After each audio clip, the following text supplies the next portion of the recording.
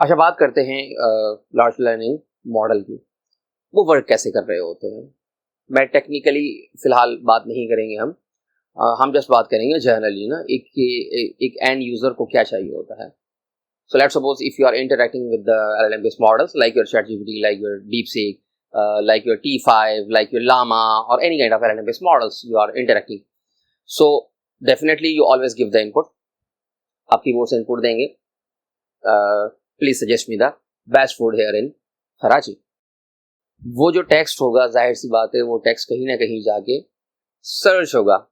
Normally if you take the examples from the database, you give the text and that particular text जाएगा आपके पास database के पास। वो कैसे जाएगा, जाहिर सी बात है you always use the SQL structure query language to select static from XYZ tables where name equals to this one। this one क्या है, वो जो यूजर सर्च कर रहा है। तो डेटाबेस क्या करेगा, उसको सर्च करेगा। सर्च करने के बाद अगर रिकॉर्ड होगा तो नंबर ऑफ रोज दे देता है, अगर नहीं होता तो एम्प्टी रोज दे देता है, that means record not found. Similarly, your LLM based models works. User always give the input in the form of text, in the form of images, in the form of videos or any kind of form. फिलहाल हम text पे ही रहेंगे इस particular series में। So user always gives the input as a text. Please suggest me the food here in Karachi. वो text क्या होता है, सीधा जाता है या तो मॉडल के पास, और मॉडल क्या करता है, रिप्लाई दे देता है। So this is the simple architecture. You have a user. वो जो यूजर है वो कहाँ से इंटरेक्ट कर रहा है, वो वेब से भी कर सकता है, वो मोबाइल एप्लीकेशन से भी कर सकता है, वो डेस्कटॉप एप्लीकेशन से भी कर सकता है। That's why I'm saying that is the user. So वो यूजर इनपुट देता है, वो इनपुट कहाँ जाएगा, सीधा जाके मॉडल के पास आएगा।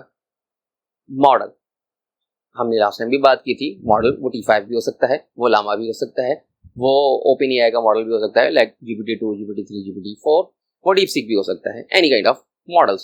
मॉडल क्या करेगा, उसको प्रोसेस करेगा। दैट मीन्स एक इंस्ट्रक्शंस आई उसके पास और फिर उसे किस तरीके से जवाब देना है वो उसको पता है। अब अगर हम यहाँ पे मॉडल की बात कर रहे हैं तो उसको क्या पता कि वो जो टेक्स्ट है उसका क्या जवाब देना है। डेफिनेटली जो है आपने वो मॉडल प्री ट्रेन करवाया होगा या फाइन ट्यून करवाया होगा अपने स्पेसिफिक डेटा सेट के पास। हम बाद में बातें करेंगे, ये सिर्फ सिंपल आर्किटेक्चर है। इनपुट, मॉडल, और फिर मॉडल को पता है कि मुझे बात कैसे करनी है या मुझे जवाब कैसे देना है। मैं कह रहा हूं कैसे देना है, क्या जवाब देना है।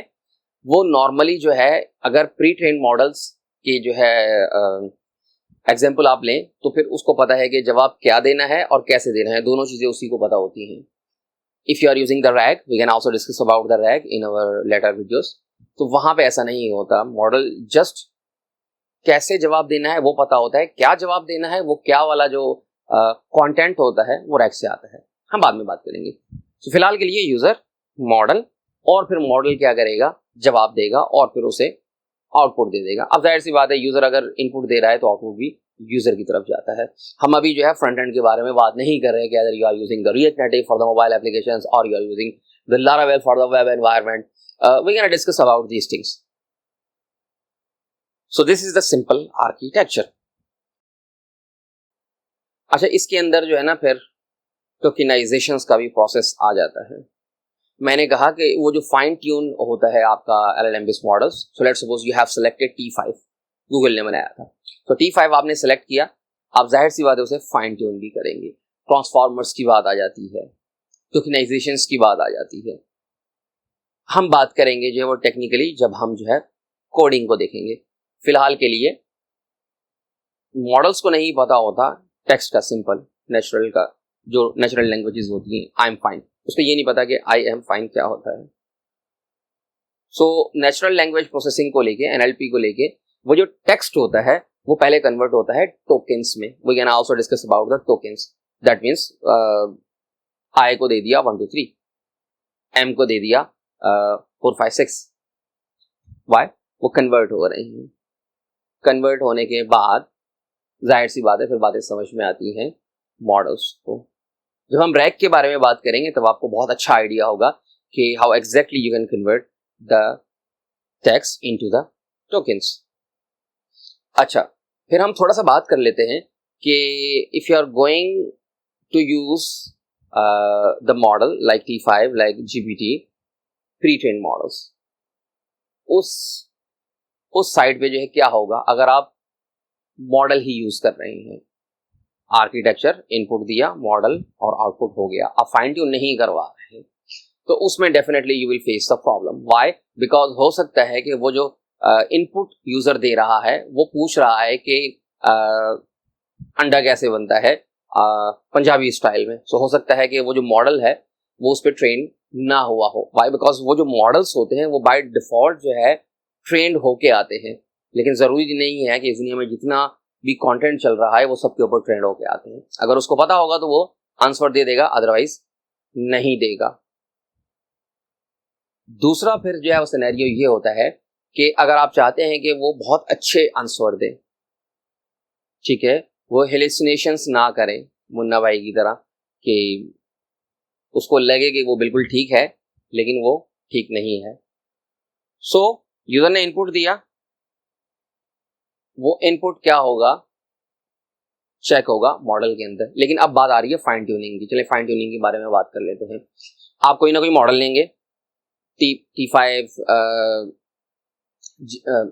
ओपन एआई का कोई भी ले लेंगे, GPT-2 ले लें, llama 3 ले लेंगे, llama 4 ले लेंगे, या कोई भी मॉडल ले लेंगे. अपना पूरा डेटा सेट जो भी होगा आपका वो आप लेंगे, जाहिर सी बात है. फिर उस पर्टिकुलर डेटा सेट जो भी होगा टेक्स्ट फॉर्मेट में उसे कन्वर्ट करेंगे टोकनाइजेशंस में. तो जो भी मॉडल्स आता है तो बाय डिफॉल्ट जो है आपको जो है मिल जाते हैं टोकनाइजेशंस के पैकेजेस कह लें या कुछ भी आप कह लें, ठीक है. हम we can also discuss about the packages. Tokenizations package use कर लिया, वो टोकनाइजेशंस कर देगा. उसके बाद में फिर ट्रांसफॉर्मर्स वगैरह जो है यूज होते हैं, वो भी is not a big deal. Why? Because you know very well about that we can not nowadays we can not write the code. मैं 2011 से कोड लिख रहा हूँ, लेकिन पिछले 2-3 साल से मैं कोड नहीं लिखता. व्हाई? बिकॉज ये जो काम है मेरा ये टूल कर लेते हैं, like GitHub Copilot, like your ChatGPT. I always use the GitHub Copilot. If you are using the Colab, we can also discuss about the Colab. तो by default जो है वो Gemini Colab के अंदर इंटीग्रेट हो गया आता है.